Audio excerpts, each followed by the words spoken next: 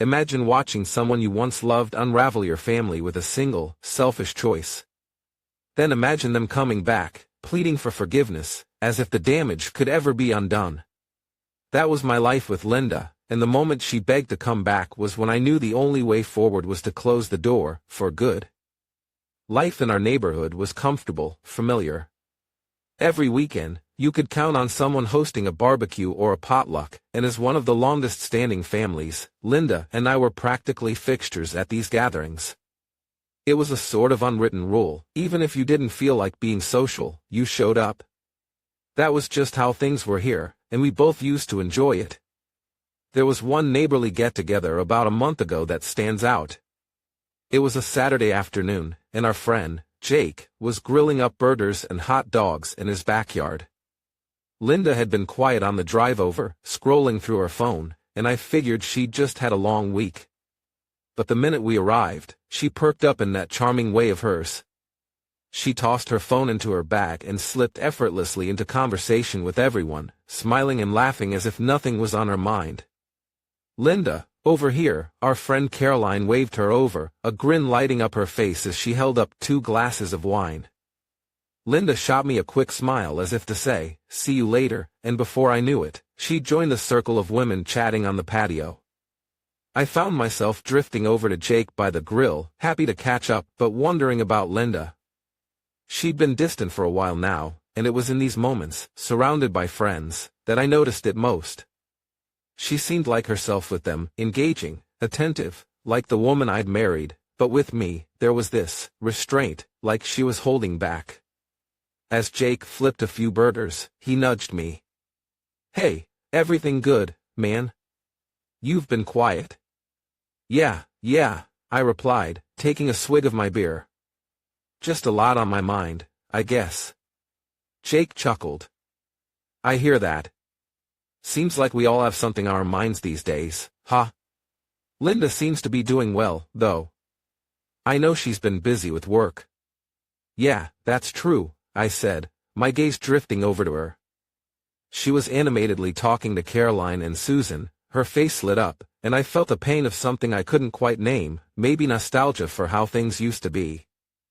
"She's been working a lot lately." "Good for her," Jake said, clapping me on the shoulder. "You got a real go-getter there."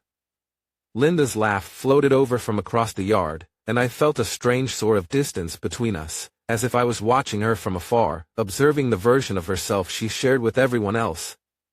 It was strange, she seemed more like herself here, in the company of friends, than she did at home. Lately, even in our most private moments, she felt like a stranger.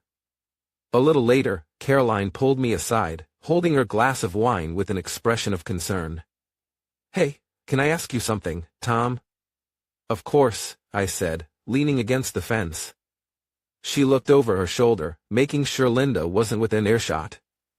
"I don't mean to pry, but Linda seems different. Has she been okay? We hardly see her around anymore." I hesitated, unsure of what to say. "She's been busy with work. It's been taking up a lot of her time, but, yeah, she's okay, I think." Caroline nodded slowly, watching Linda across the yard. "It's just that she seems, I don't know, more reserved. Usually, she's the life of the party." "Yeah, I've noticed that too," I admitted, feeling relieved to finally say it out loud. "Things have been off. I'm not really sure what's going on." Caroline gave me a sympathetic look. "If you ever need to talk, we're here. Sometimes people just go through phases, you know?" I thanked her, but my mind was already elsewhere, trying to piece together what Caroline had noticed that I hadn't. Maybe it wasn't just me, after all. Maybe there was something real, something different about Linda that everyone was picking up on. A few weeks later, we hosted a small dinner with another couple, Paul and Susan. They were old friends of ours from college, the kind who knew every part of your story and wouldn't hesitate to call you out on it. Linda seemed to enjoy the evening. She was laughing, telling stories, even more relaxed than I'd seen her in weeks. I thought it was a good sign. As we sat around the dining table, Paul gave Linda a knowing look and asked, "So, any new projects keeping you busy?" Linda hesitated for a second, her hand pausing on her wine glass.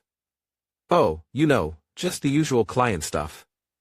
It's been hectic, but that's the job. Susan raised an eyebrow, glancing at me. Well, it's good you're staying busy. Keeps things exciting, right?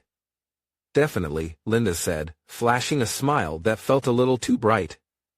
I think it's good for both of us. For a moment, it felt like there was something unsaid in the air, something Linda wasn't willing to share. I noticed it, and I wondered if Paul and Susan did too.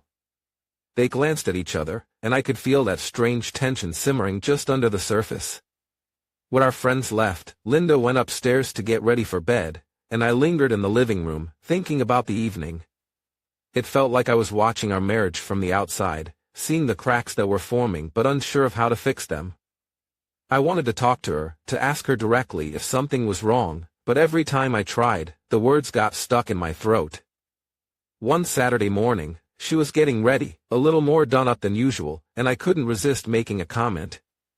Big day with clients, huh? I said it with a grin, trying to keep things light. She looked at me, her eyes flickering just a little too quickly before she replied, Yeah, I just want to make a good impression. You know how it is. Except, I didn't. I worked in tech, where everyone wears hoodies and jeans, and my closest thing to dressing up was wearing a button-down shirt on video calls. I shrugged it off, figuring maybe design was different, maybe I was overthinking it. But little doubts began to stack up, almost like bricks I was laying down in my own mind. The late nights became a new norm. She'd be out long after dinner, coming home around 10 or 11, claiming she'd had a late meeting or was catching up with a client. Each time, she seemed to grow a little more distant. When we did talk, the conversation felt superficial, like we were just going through the motions. Our connection was strained, even when we were physically together. I'd catch myself staring at her across the room, wondering when this gulf had formed between us, wondering if she noticed it too, or if she was simply trying to ignore it, hoping I wouldn't see through her. Things reached a boiling point on a night that was supposed to be ordinary. Linda had come home late, again, and I was cleaning up the kitchen after dinner. I'd had to put the kids to bed by myself that night. They'd asked why Mom wasn't home yet, and I'd given them some vague excuse about work. As I moved her bag off the counter, it tipped slightly, and out fell a small, unexpected item, a box of condoms. It sounds silly to say, but we hadn't used those in years. It was a punch to the gut, the kind that left me reeling. I couldn't think of any scenario where it would make sense for her to have them, and for a minute, I just stood there, staring down at it like it was some foreign object. In my mind, I kept cycling through explanations, each one feeling more ridiculous than the last. Maybe she bought them for a friend? But who does that? I put the box back carefully, not wanting to betray that I'd seen anything, but my mind was already racing. I could feel the walls of my mind starting to close in, questions pounding in my head. Had all these suspicions been right? Was I seeing a side of my wife I didn't recognize? I couldn't shake the feeling that, somehow, the life I thought I had was slipping out of my hands. That night, as Linda came to bed, I lay there beside her, feeling more like a stranger than I ever had. She fell asleep quickly, seemingly unbothered, but I was wide awake, staring at the ceiling, replaying every little moment over in my head, looking for signs I might have missed. It was one of those chilly, gray Seattle mornings when I decided to keep a close eye on Linda, though I'd be lying if I said it didn't feel strange. It's not exactly something I ever thought I'd be doing in my marriage. But I'd reached a point where I needed answers more than I needed reassurance. One morning, Linda left earlier than usual, saying something vague about an important client meeting. This wasn't too unusual lately. She'd become somewhat of an early riser, citing new clients as the reason. I followed her car at a safe distance, heading into the heart of downtown Seattle. Traffic was the typical rush hour mess, and I had time to think, wondering if maybe this was just work-related after all, and I was the one overreacting. She pulled up in front of a high-end restaurant I knew well. It was one of those places with valet parking and white tablecloths, a spot that catered to high-paying professionals in the tech and finance world. Not the usual choice for a casual breakfast or a coffee meeting. I parked discreetly across the street and waited, feeling my heartbeat pick up a notch. A few minutes later, a man stepped out of the restaurant, glancing around before his gaze landed on her car. I watched as he walked up to Linda, smiling in a way that felt more than friendly. She got out, and he greeted her with a hug, one that lingered a little too long, and then he kissed her on the cheek, leaning close, as if this was routine for them. It was the kind of moment you never expect to see. I felt like I was in a bad movie, watching from the sidelines as they walked arm in arm toward the restaurant. She looked happier, more vibrant, smiling with a brightness I hadn't seen in a while. It was gut-wrenching to watch. Here was my wife, smiling in a way she hadn't with me for months, and it felt like everything I thought I knew was slipping away. I stayed parked across the street, battling with my own thoughts. Part of me wanted to walk in, confront them on the spot, demand answers right then and there. But another part of me felt frozen, trying to hold on to the belief that there was some other explanation, that maybe this was innocent, maybe I'd misinterpreted it. But that kiss, that hug, those weren't the actions of colleagues or friends. After a few minutes, I left, driving aimlessly for a while, trying to process what I'd seen. Back home, every small thing in our house felt different. Linda's favorite blanket draped over the couch, her coffee cup on the counter, things that had been part of our life together now felt like pieces of a life I no longer fully understood. In the days that followed, I couldn't shake the image of her with that man. The way she smiled, the way he looked at her, it played over and over in my mind. And so, I started quietly looking through some of her things. It wasn't something I was proud of, and it felt invasive, but the need for answers kept pushing me. I told myself I wasn't crossing a line, I was simply finding the truth. One evening, while she was in the shower, I went through her drawers. I wasn't exactly sure what I was looking for, but I felt driven to find something that could confirm, or ideally, deny, what I feared. My hand brushed across a card in one of her desk drawers.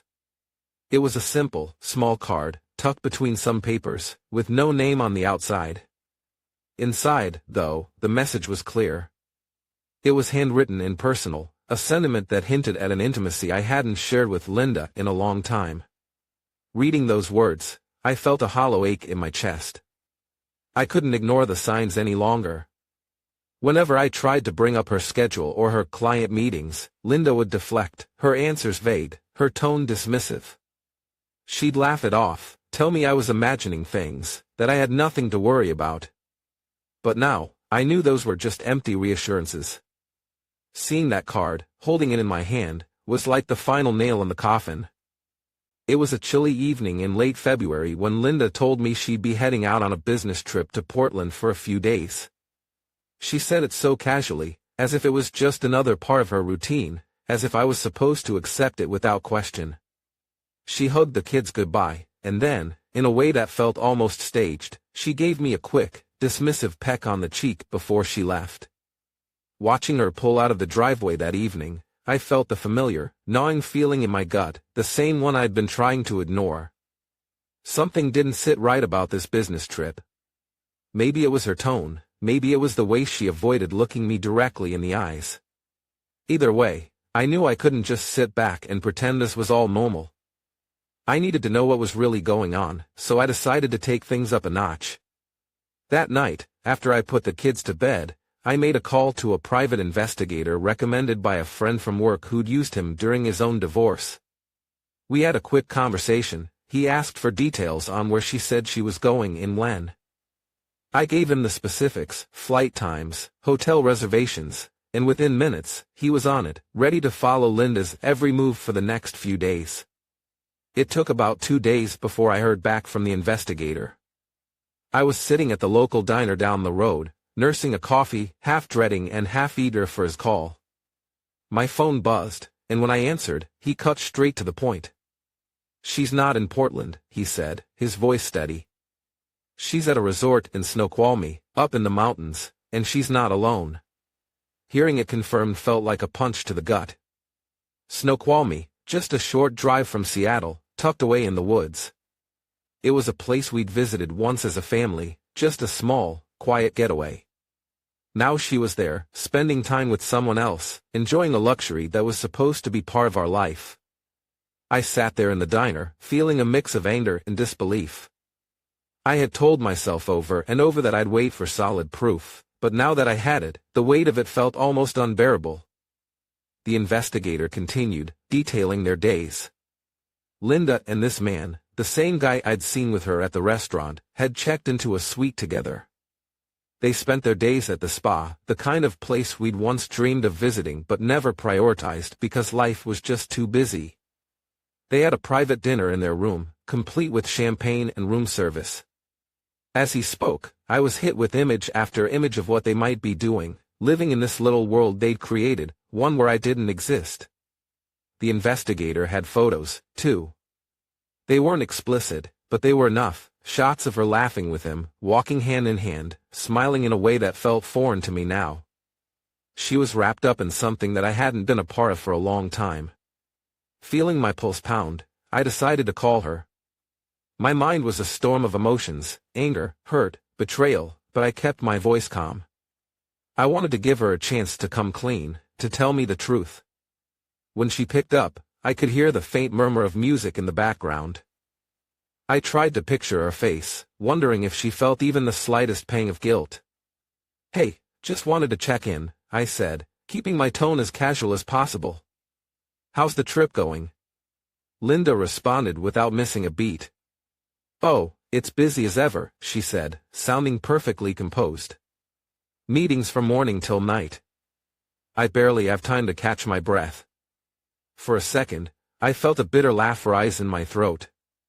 Here she was, telling me she was busy with work, while I knew she was probably lounging in a spa robe with another man, laughing about whatever they thought they'd gotten away with. It was surreal, listening to her lies, hearing the smooth confidence in her voice. I kept the conversation brief, forcing myself to respond like everything was fine, hoping she might slip up, let something slip that would confirm my suspicions beyond any doubt. But Linda was careful, guarded. She'd already perfected her story, and there wasn't a crack in her narrative. When I hung up, I sat there in silence, trying to process everything. After seeing all the evidence, I knew I couldn't just let Linda and her boyfriend carry on as if nothing happened. The betrayal cut too deep. But instead of confronting her outright and giving her the satisfaction of watching me react, I decided on a different approach, a quieter, more meticulous plan that would allow her to feel the same betrayal and uncertainty she'd forced on me. A few days later, I got another update from the private investigator. He tracked Linda to a cozy, upscale condo she and her lover had rented in Bellevue, just on the edge of the city. This wasn't some cheap fling, it was clear they created a hidden space, a getaway from the life we'd built together.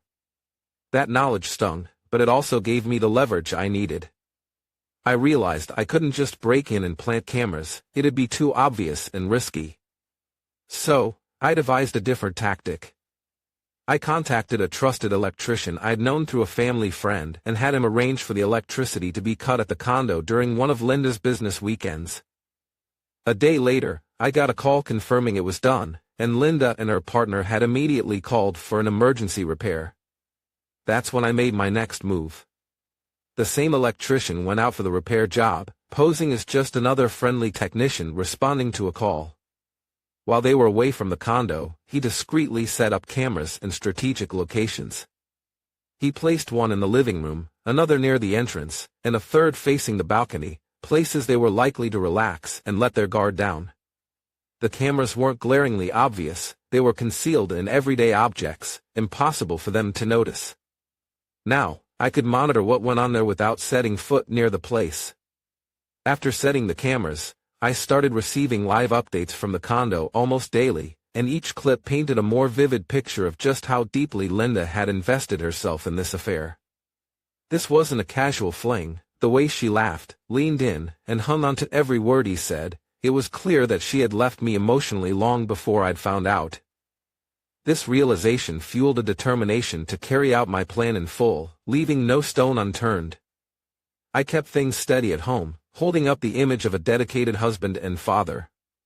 Whenever Linda was around, I kept my composure, masking the anger that simmered under the surface.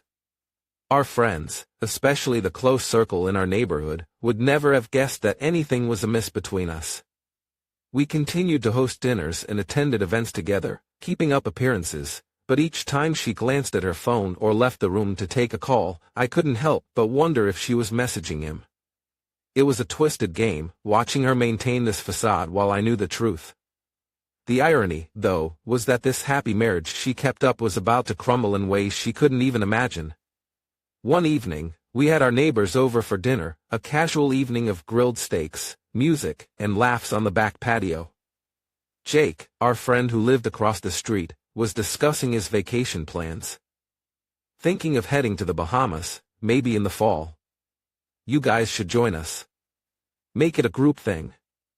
How about it, Linda? Linda smiled that polite smile of hers, the one that looked perfectly genuine but hid a distance that I now recognized all too well. Oh, that sounds amazing. We'll see if our schedules allow it, right, honey? She shot me a quick look, and I nodded, putting on the same facade I'd been maintaining for weeks.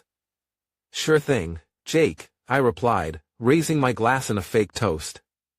We'll see what we can do. After our guests left that night, I watched her as she cleared the dishes, humming quietly. The scene was almost surreal. This was the woman I'd shared years of my life with, yet now she felt like a stranger. I wondered if she had any inkling of what was coming or if she was still blissfully unaware, convinced that I was as oblivious as she wanted me to be. As I watched her, an idea formed in my mind. It was time to turn up the pressure, time for her to start feeling the same sense of unease and paranoia that I'd been grappling with. The following week, I added a new layer to my plan. I began leaving subtle hints around the house, small, almost imperceptible changes that only someone hiding something would notice. I rearranged a few items in her closet and moved her phone charger to a different spot. I even placed an empty envelope with no return address in her purse, knowing she'd find it but be unable to trace it. Each of these little changes was designed to make her feel like something was off, like she was being watched. And it worked. I noticed her becoming increasingly distracted, her eyes darting around whenever she entered a room, her fingers fidgeting with her phone as if she were trying to piece something together. She started coming home later than usual, claiming she was working overtime to cover a big project. But I knew better. The investigator had been sending me daily updates, and I'd learned that overtime was actually time at the condo with her lover. One evening, as Linda was out again, I met with a divorce attorney. He was a straightforward guy, someone recommended by a mutual friend who knew the intricacies of high-stakes divorces. After hearing my story, he nodded, laying out my options clearly. He recommended that we proceed strategically, gathering all evidence, securing financial assets, and preparing for a court case that would leave no room for negotiation. He assured me that with the evidence I collected, the law would be on my side. I left his office feeling a sense of empowerment, like I'd finally taken back control of my life. In the meantime, I kept an eye on our finances. We'd had a joint savings account since we got married, and it had been a point of pride for us, our nest egg, the future we were building together. Quietly, over the next few weeks, I started redirecting funds into a private account. It was subtle, gradual, so she wouldn't notice. I adjusted the passwords on our joint accounts, changed access on her credit cards, and ensured that when the time came, she'd be left with as little as possible. This wasn't about greed or revenge, it was about fairness, about reclaiming what was mine. Linda began to notice these changes in small ways. One night, she mentioned something offhandedly. Have you had trouble with the bank recently? My card got declined at the grocery store today, so embarrassing. I feigned surprise. That's strange. Haven't had any issues on my end. Maybe you should call them? She brushed it off, but I saw the hint of suspicion in her eyes. She was trying to piece it together, to make sense of the small cracks forming in her carefully constructed world. But each time she thought she'd found solid ground, I'd introduce another little shake-up, an unexplained message in her inbox, an offhand comment about the security cameras at our house, a sudden change in the Wi-Fi password. Meanwhile, the investigator kept feeding me more evidence of her escapades. He'd catch glimpses of them laughing at dinner, entering high-end hotels, and, on one occasion, looking at real estate brochures together. That one stunned the most, the thought that she was envisioning a future with this man while I was left picking up the pieces. As the weeks went on, I noticed Linda becoming more nervous, double-checking her surroundings, even glancing out our front window as if expecting to see someone watching. She grew distant with the kids, too. They began asking me why Mom was always so busy or tired, and it tore me up inside to watch her neglect the life we'd built together, even as she clung to her web of lies. Then, one weekend, she announced she'd be going out of town again for work. She tried to make it sound casual, but I could tell she was on edge, almost defensive, as if she knew I was catching on but couldn't bring herself to admit it. I watched her pack her bags, loading up her favorite outfits, her best shoes. She left in the early afternoon, and as soon as she was out the door, I pulled out my phone and texted the investigator. He confirmed he'd track her through the weekend, providing me with updates. This time, I requested more details, addresses, receipts, times, anything that would solidify the case further. Sure enough, by Saturday night, I had everything I needed. Photos of her entering a luxury hotel with her lover, receipts from high-end restaurants, even a ticket stub from a local theater where they'd seen a play together. They were living a fantasy, completely oblivious to the reality that was closing in around them. By Sunday evening, I was ready. I gathered all the documents, all the evidence, and met with my attorney once again. We compiled everything, preparing the divorce papers with a full breakdown of assets, custody agreements, and a detailed account of her infidelity. My attorney assured me it would be a swift process. With the evidence I had, she wouldn't have much of a leg to stand on. When she returned Sunday night, I was waiting in the living room.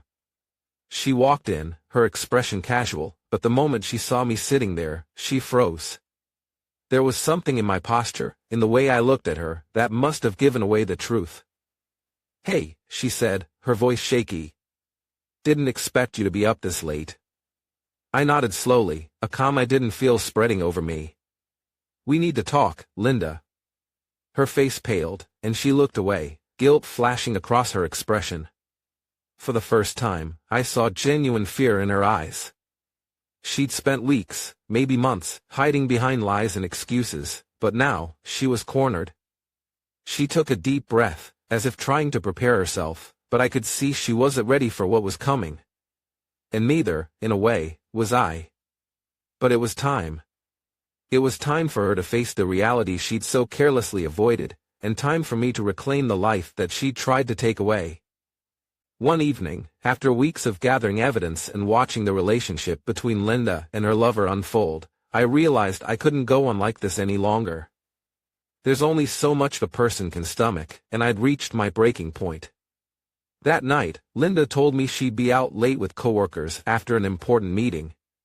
She didn't look me in the eyes as she said it, didn't make the usual effort to seem engaged in the details.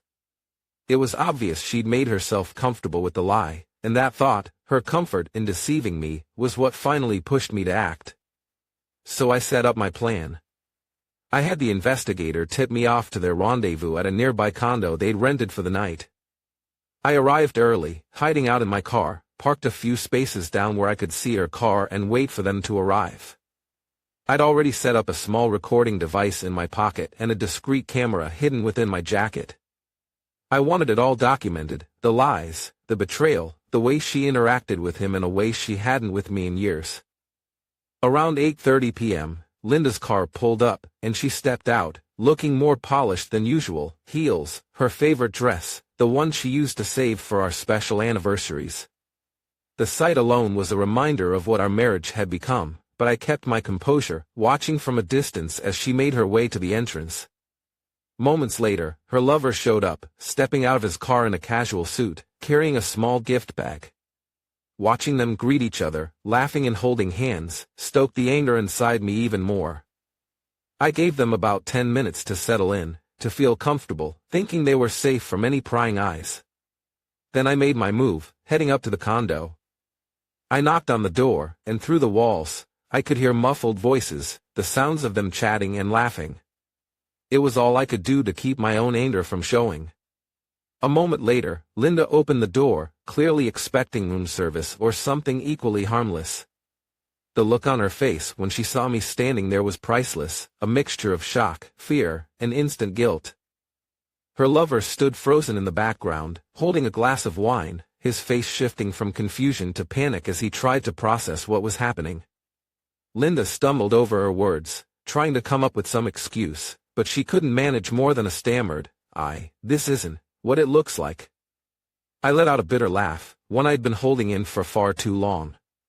"Oh, I think it's exactly what it looks like, Linda." I looked directly at her lover, watching him squirm. "You know, I've been watching this unfold for weeks. All the business trips, the late nights, the secret calls. I've got it all on record. Every lie, every meeting." Linda's face paled, and she glanced at her lover, who looked like he wanted to disappear. She stammered, "You were spying on me?" I gave a short, grim nod. "You're damn right I was. And now, I've got enough to show everyone who you really are. We're done, Linda. I've already talked to a lawyer, and you'll be hearing from him soon. I just thought you'd want to see that I know the truth." The room fell into a tense silence, the weight of the truth settling over both of them. Linda's lover started to make his way toward the door, clearly desperate to escape the confrontation. He muttered something about needing to go before slipping out, leaving Linda standing there alone, with nothing but the shock and anger of finally being caught. She tried to regain some control, taking a deep breath as she looked at me. "You didn't have to do it this way. You could have just talked to me." I scoffed, my patience worn thin. "Talk to you? After weeks of watching you lie to my face, betray our family?" "I did talk to you, Linda. I tried to reach you so many times, but you'd already made up your mind, hadn't you?" She looked down, unable to respond, and I continued, my voice steady, but with the bitterness I couldn't fully hide. "You've thrown everything away, for what? A fling? Someone who can't even stand by you when things get tough." At that moment, she finally looked at me, but there was no apology in her eyes. Just regret, and maybe a hint of shame. "I didn't mean for it to get this far," she whispered, almost to herself. "Yeah," I replied, "but it did. And now you're going to live with the consequences." The decision to take this battle to court wasn't one I made lightly. Filing for divorce was just the beginning. I was determined not to let Linda walk away with anything that didn't rightfully belong to her, especially not after what she'd done. I wanted full custody of our kids and every asset we'd built together. I wasn't going to let her, or her lover, reap the benefits of the life we'd built together. When the court date arrived, the room was tense. It was one of those cold, sterile courtrooms with fluorescent lights that drained the color from everything. Friends and a few family members sat on the benches behind us, observing silently. Linda walked in, dressed more conservatively than usual, her hair tied back, and her face drawn and pale. There was an air of discomfort around her, as if she knew she was about to face everything she'd been running from. As the hearing began, her lawyer tried to paint her actions as a temporary lapse in judgment due to stress from balancing work and home responsibilities. The argument made my blood boil. The words were so calculated, like they thought if they downplayed it enough, I'd simply forget the depth of her betrayal. Her lawyer continued, "Linda deeply regrets her actions and wishes to seek forgiveness from her husband and family." Then, Linda took the stand, her voice shaky as she delivered what I imagined she thought was a heartfelt apology. "I never meant to hurt you," she said, barely meeting my eyes. "I was lost, and I made mistakes I can't take back. But I'm still the mother of our children, and I hope we can come to an agreement that's best for them." She even mustered a few tears, letting them roll down her cheeks. But I saw through it. The sincerity was missing. These were words she was coached to say to gain sympathy, nothing more. The judge's face remained neutral, but I could tell they weren't buying it either. I could see in their eyes that this wasn't the first time they'd heard someone try to play the remorseful card. When my turn came, I stood, my hands steady as I held the evidence I'd painstakingly gathered. With each piece I presented, photos, text messages, videos, the atmosphere shifted. I handed copies of texts where Linda had made plans with her lover, talking about our family as if it were an inconvenience, a hurdle standing in the way of her freedom.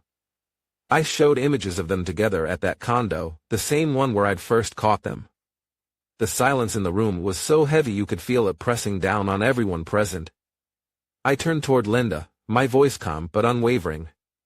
"Linda," I began, my tone controlled, "do you remember the vows we made to each other? The promise of loyalty, trust, and respect? You swore to me, to our family, that you would be there no matter what. And while you were off sharing secrets with someone else, I was at home with our kids, holding our family together. Do you think a simple sorry is enough?" Linda's face fell, and her lawyer shifted uncomfortably beside her. The evidence was too much, and they both knew it. It wasn't just about the affair, it was about the way she betrayed not only me but also the very foundation of our family. Her lawyer attempted to salvage what they could, saying, "Your Honor, my client admits to her mistakes, but she still has a deep love for her family and wishes to remain a part of her children's lives. We ask the court to consider the emotional weight of the situation and grant her some leniency." I couldn't help but let out a bitter laugh. Leniency? After all the deception and the damage, they had the nerve to ask for leniency. "Your Honor," I said, addressing the judge with a level voice, "this isn't about anger or revenge. This is about justice. Linda didn't just make a mistake, she systematically deceived me, used our family time as an excuse for her lies, and broke apart everything we'd built. I'm asking not only for custody of our children but also for the respect that was taken from me when she chose to walk away from our family without a second thought." Linda's lawyer sat back, silent, knowing they had no way to counter the evidence. The judge reviewed the evidence, the photos, the text messages, the receipts. It was all meticulously laid out, leaving little room for interpretation. Linda's face was a mix of shock and resignation.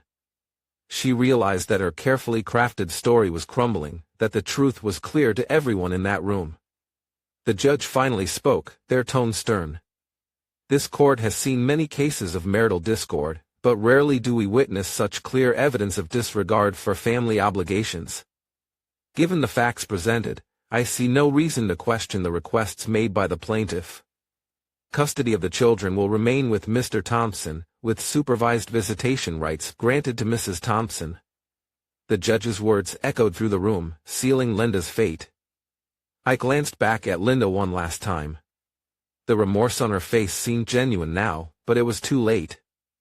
The consequences of her actions had caught up with her. She gave a final, defeated look, but I was done.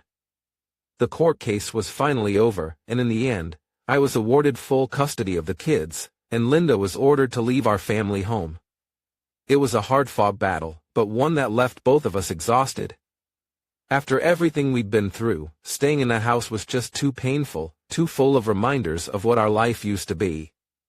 So, I packed up and moved with the kids to a smaller, cozy house in another part of town, hoping to start fresh without the constant shadow of Linda's betrayal hanging over us. For Linda, things went downhill fast. She lost more than just our home and the kids, she lost her friends, her family's respect, and the financial security we'd built together. Her reputation was in shambles, the affair had become something of an open secret among the neighborhood, and friends started to distance themselves. I heard bits and pieces through mutual friends. She tried to lean on a few of her old friends, but they'd given her the cold shoulder, choosing to side with me and the kids. It didn't help that word of the court proceedings had made it clear just how far she'd gone in deceiving everyone around her. I was determined to focus on moving forward, keeping things stable and positive for the kids. I threw myself into work and family life, trying to create a new rhythm and a fresh sense of normalcy. The kids adapted quickly, they seemed happier, more relaxed, as though they felt the shift too. I thought we were finally getting to a place where we could heal. Then, one evening, just as I'd come home from work and was setting out ingredients to cook dinner, the doorbell rang. I didn't think much of it at first, maybe a delivery, maybe one of the neighbors stopping by. But when I glanced out the window, I froze. Standing there, on my front porch, was Linda. She looked different, her face pale, eyes tired, and her clothes wrinkled and slightly disheveled, a shadow of the woman she used to be. She clutched her old, worn handbag tightly in her hands, fingers visibly trembling. For a moment, I considered just ignoring her, letting her stand out there until she left. But I thought of the kids. One of them could open the door, and the last thing I wanted was them dealing with the emotions seeing her like that might bring up. So I took a deep breath, squared my shoulders, and opened the door, bracing myself for whatever she had to say. "Linda," I greeted, trying to keep my voice steady and neutral. "What are you doing here?" I stood in the doorway, blocking her path, my expression resolute. Linda looked at me, her shoulders sagging as she clutched the strap of her worn-out purse. She tried to compose herself, but her voice still wavered as she spoke. "Jim, please. Can I come in? I just want to see the kids. I miss them more than anything." I didn't budge. My voice was calm, but there was a hardness in it that even surprised me. "Linda, you forfeited the right to be in their lives the moment you walked away from this family. You don't get to just show up now and expect everything to be fine." Linda's face fell, and I could see the tears forming in her eyes. She looked down, fiddling with the ring she still wore out of habit. "I know I messed up. I know that, Jim. But they're still my children. Just one visit, that's all I'm asking. Let me see them, let me explain." I shook my head firmly, keeping my tone even. "Linda, the kids have moved on. They're finding stability, something you couldn't give them. The last thing they need right now is more confusion, more upheaval. I won't let you undo the progress they've made." She took a shaky breath, and I saw a hint of desperation cross her face. "I know I don't deserve it, but I'm trying to make things right, Jim. I'll do anything. Just let me see them, let them know I still love them." The memory of all the sleepless nights, the questions from the kids about why their mom wasn't around, the way they'd clung to me in the aftermath, it all came rushing back. I couldn't allow her to put them through any more pain. "If you really want what's best for them, Linda, then you'll respect my decision and stay away." Linda's lip trembled, and for a moment, she seemed to grapple with the reality of her situation. She looked up at me, her expression raw with regret and resignation. "I never thought it would end like this, Jim. I never thought I'd lose everything." I stayed silent, the weight of her words hanging between us. I felt a mix of emotions, anger, pity, and a lingering sadness for what had been, for what we'd built and then lost. But I knew I had to stand firm. This wasn't about her anymore, it was about protecting the kids and the life we were trying to rebuild. "Linda, I don't know what you expected coming here. But the past is the past, and we're moving forward without you. It's time for you to do the same." She gave a faint nod, barely able to meet my eyes. For a moment, she just stood there, as if waiting for some last-minute reprieve, but I held my ground. Finally, she turned, shoulders slumped, and walked back down the driveway, her footsteps slow and heavy. As I closed the door, I took a deep breath, feeling a strange mix of relief and finality. I knew she might try again, but I also knew I was ready to protect our peace, no matter what it took. After that initial encounter, Linda didn't give up. It was as if she thought that by showing up, by pushing harder, she could somehow break through the wall I'd put up. Each time she came by, I'd calmly tell her to leave, and every time, she'd plead to see the kids, saying she was sorry, claiming that she just wanted to make things right. But the damage was done, and nothing she could say or do would change that. One evening, she even tried sneaking into the backyard. It was a quiet night, the kids were inside, and I was just tidying up after dinner when I heard the rustling. I went outside, only to find her there, near the back door, looking lost and desperate. That was when I realized she wasn't just ignoring boundaries, she was willing to cross lines that weren't hers to cross anymore. I didn't want to escalate things, but for the sake of my family, I called the police, hoping a warning would finally get through to her. It seemed to work, at least for a while. But then, a few weeks later, she was back. This time, her face looked even more worn, and there was an edge of defiance in her expression. I stepped outside, closing the door firmly behind me to keep the kids from overhearing, and I could feel my patience wearing thin. "Linda, I said, keeping my voice steady, this has to stop. You can't keep coming here. She looked up, trying to muster a weak smile, though it didn't reach her eyes. Jim, I know I've messed up, but I just need a chance. Just one chance. The kids, they need me. You know they do. I could feel the anger rising. What exactly do you think they need from you, Linda? What kind of example would you be for them? You're the one who threw this family away for whatever it was. You think you can just waltz back in, like nothing happened? She looked down, her voice catching. Jim, I don't know who I am without them. I don't know what to do if I can't see my own children. I thought I could make it right somehow. There was a momentary pause, a flicker of something that might have been sympathy, but the betrayal was still too raw. You made your choices, Linda. We all have to live with the decisions we make. And coming here, begging, it's not going to undo any of it. You walked away from us. You made that call. Her face twisted with regret, her eyes red and glassy as she looked at me, pleading. I remember you used to tell me that you'd always stand by me, that no matter what, you'd never leave. That we'd be a family no matter what came our way. I felt a chill as she brought up those words, but they didn't mean what they used to. I was there, Linda. I kept my promise. But you left me first. You left me and the kids the moment you choose to betray us. This was your decision, and now you need to own it. For a moment, she looked like she might say something else, but the realization of her own actions seemed to sink in. She nodded, her shoulders slumping as if a weight had finally pressed down on her. Please, Linda, I continued, my voice firm but calm. For their sake, and for your own dignity, don't come back here. Let them move on. Let them have a life that isn't haunted by what you did.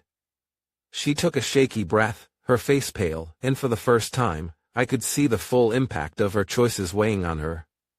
She looked at the house, then back at me, and finally, with one last nod, she turned and walked away.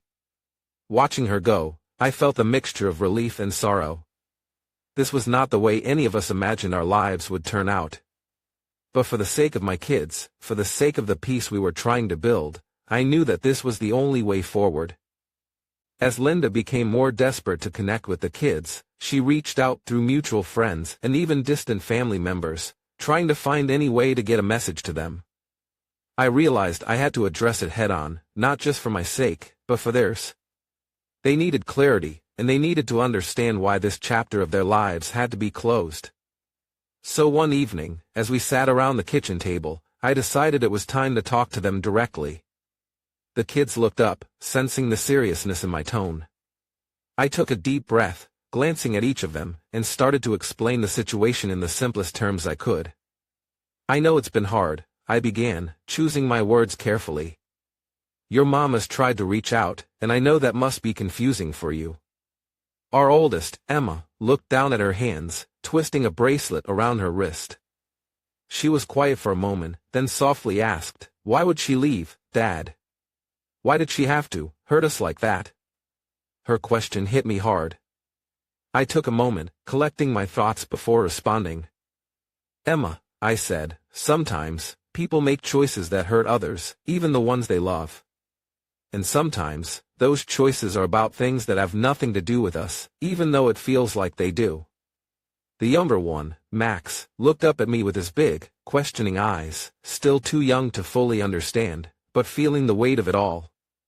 "Will she come back?" he asked quietly. I shook my head. "No, buddy. We have to accept that she made a choice to leave us. She decided to live a life that doesn't include us in the same way it used to." They listened, a mix of sadness and understanding on their faces. I reassured them, "I'm here for you. I'm here to make sure you both have a safe, loving home, and I won't let anything disrupt that." One evening, a few days later, Emma came into the living room after dinner. She hesitated a moment, then sat down next to me on the couch. Her voice was barely a whisper as she asked, "Dad, do you think Mom loved us? I mean, really loved us?" I put my arm around her shoulders, pulling her close. "Emma, your mom's love for you is real. That's something no one can ever take away, not even her choices. But sometimes, people get lost, and when they're lost, they hurt the ones they love. It doesn't mean you weren't important to her, it just means she couldn't keep her promises to us. Emma was quiet for a long time, and I could see the wheels turning in her head, trying to process everything. I miss her sometimes, she said softly. Even though I know she did something wrong, it still hurts. I nodded, understanding all too well. It's okay to miss her. It's okay to feel sad, or angry, or however you need to feel. But remember, we're here together, and we're going to get through this as a family. Over the next few weeks, I noticed the kids opening up a bit more. Emma became more involved in school activities, and Max, though he still had his moments of sadness, seemed to be finding comfort in the routine of our new life. I encouraged them to talk to me about their feelings, letting them know it was okay to have questions or to feel confused. As for Linda, I made it clear to family and friends that any attempt to contact the kids through them would be met with firm resistance. I needed to protect my children from further turmoil. This was their time to heal, to find a sense of normalcy without the shadow of what had happened hanging over them. And while I knew this wasn't the life I had planned for us, I was determined to build something strong and positive, something that would help us all move forward together. Watching my children grow, seeing them rebuild their confidence day by day, I realized that the hardest part wasn't just about holding our family together. It was about teaching them resilience, showing them that they could face hurt and come out stronger on the other side. The last time Linda came by, it was a chilly November evening. The sky had already darkened, and a light drizzle was falling, making the front porch glisten under the porch light. I was just finishing dinner with the kids when I heard the soft knock on the door. I didn't have to guess who it was, by then. I knew her pattern. I told the kids to stay inside, then made my way to the door, bracing myself for whatever scene might unfold. As I opened it, there she was, standing in the rain with a look of desperation in her eyes. Her hair was damp, her jacket wrinkled, and for the first time, she looked small, almost fragile. But I couldn't let myself feel anything. I'd built walls around my heart to keep her out, for the sake of the kids, for the sake of our peace. Linda, I started, my voice firm but low. This is it. I don't know how many more ways I can say this. You need to stop coming here. You need to let us be. Her eyes filled with tears, and she took a step forward, her voice shaky. Jim, please. I know I messed up. I know I hurt you, and I hurt the kids. But I can't just walk away. I'm still their mother. They're still my babies. I took a deep breath, feeling the weight of her words, but I reminded myself of the countless chances I'd given her before, the heartbreak she'd caused, the sleepless nights I'd spent trying to figure out how to protect our kids from the fallout of her choices. Linda, I said, my tone colder than I expected, coming around like this doesn't fix anything. It only makes things worse. You want the best for them? Then stay away. Let them heal. She wiped a tear from her cheek, her face crumbling as she looked at me. I can't believe you're saying this. After everything we shared, Jim. I couldn't help but shake my head, feeling the anger simmering beneath the surface. Everything we shared? I asked, a hint of bitterness in my voice. That ended the day you walked away. You chose someone else, Linda. You chose something else over this family. Don't try to turn this on me.